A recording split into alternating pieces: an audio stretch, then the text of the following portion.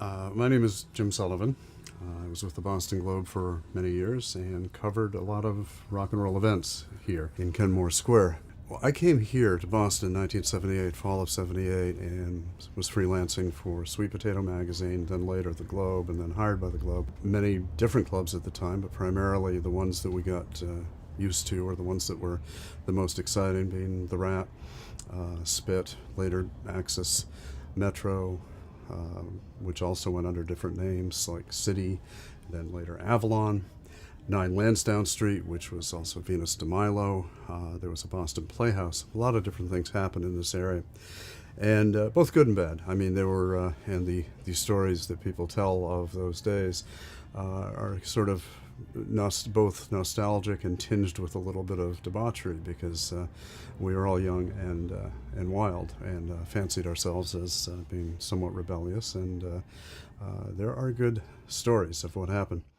I was talking with one of the managers at the Club Spit before I came in here today, and he was retelling me of a story when Dee Ramone, the late Ramones bass player, was here with the band playing the Metro Club, I guess, at the time.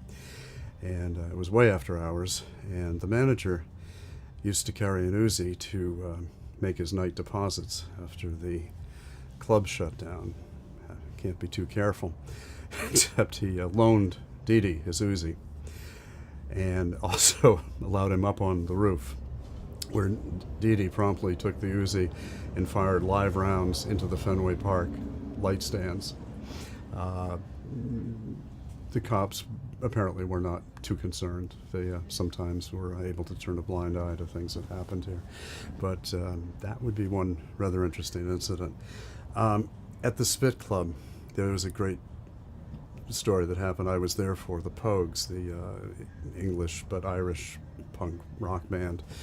Came over in 1986, I believe, and this was before they were well known here in America.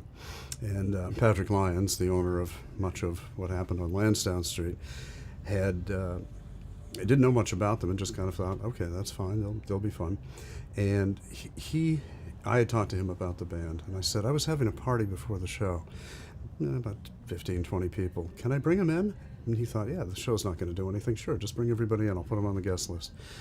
He did, to his credit, but the show was way jammed. The Pogues got very popular in that interim period. Pat, to his credit, honored the guest list, and we all got in, but there were way more than what was legally acceptable in that club that night.